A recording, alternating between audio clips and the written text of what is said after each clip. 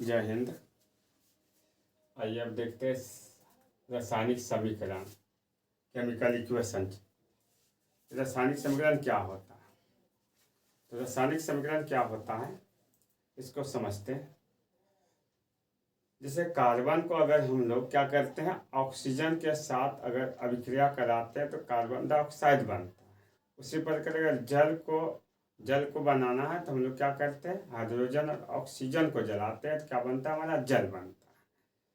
तो अब यहाँ पे इस तरह जो हम लोग लिखते हैं इसको कहते हैं रासायनिक समीकरण कहते हैं।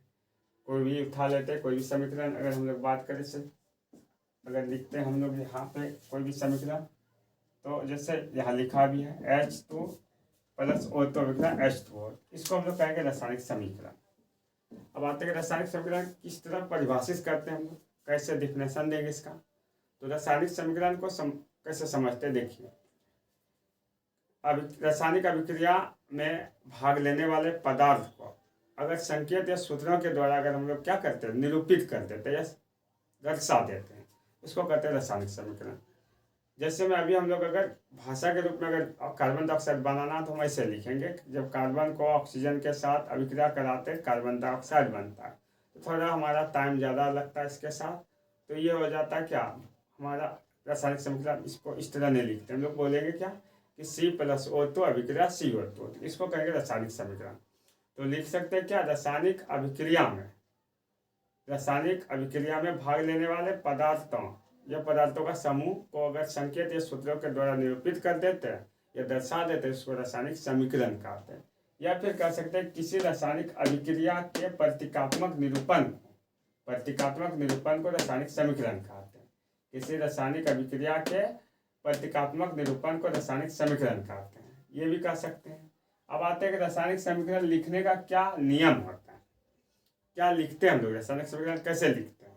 इसके अलावा रासायनिक समीकरण से क्या लाभ वगैरह भी हो जाता है थोड़ा बहुत, जैसे हमको समय का बचत हो जाता है, कागज का बचत हो जाता है लिखने से, ये सब भी लाभ हो जाता है हमको रासायनिक समीकरण लिखने से। और इसके बाद हम देख सकते हैं रासायनिक समीकरण लिखने का क्या क्या नियम है। तो क्या नियम है इसको लिखते हैं।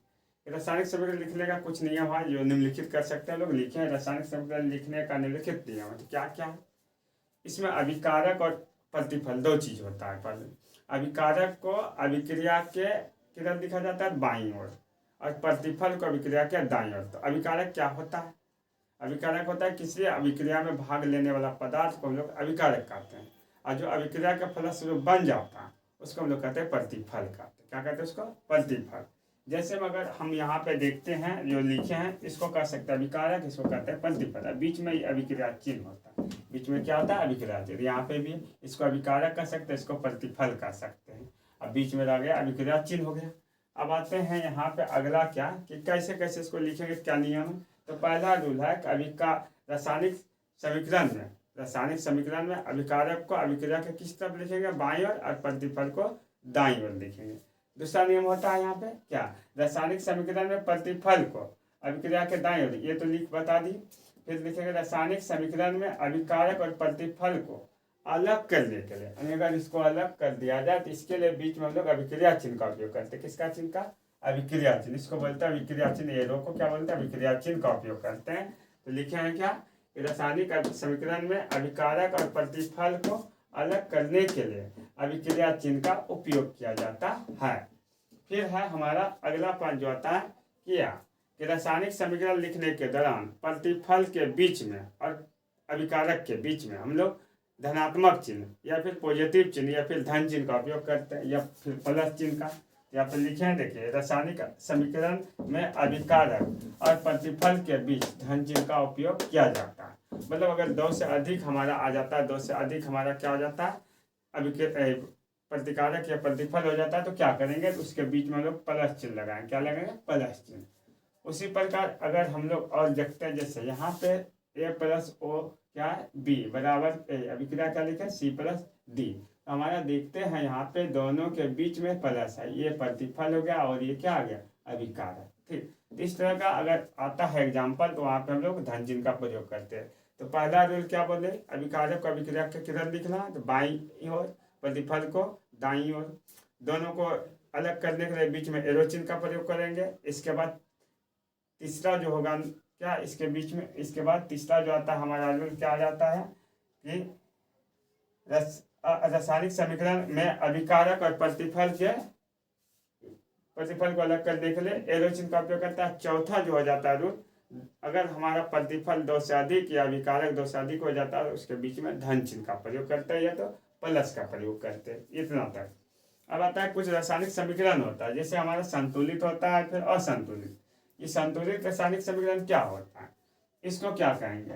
हम लोग देखते हैं संतुलित मतलब होता है बैलेंस, मतलब सभी तरह बराबर रहना चाहिए।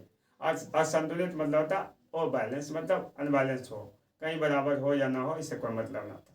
तो रासायनिक समीकरण में, संतुलित समीकरण में क्या होता है कि अभिकारक और प्रतिफल जो होता है दोनों तरफ के तत्वों का, अभिकारक और प्रतिफल के दोनों तरफ के तत्वों में परमाणु की संख्या समान होता है। और इसमें क्या होता है असंतुलित में कि रासायनिक अभिक्रिया के दोनों तरफ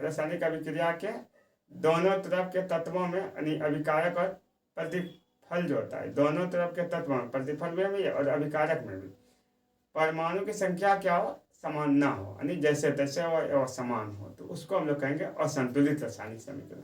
जैसे यहाँ पे लिखे है संतुलित रासायनिक समीकरण से आप क्या समझते हैं, क्या लिखेंगे?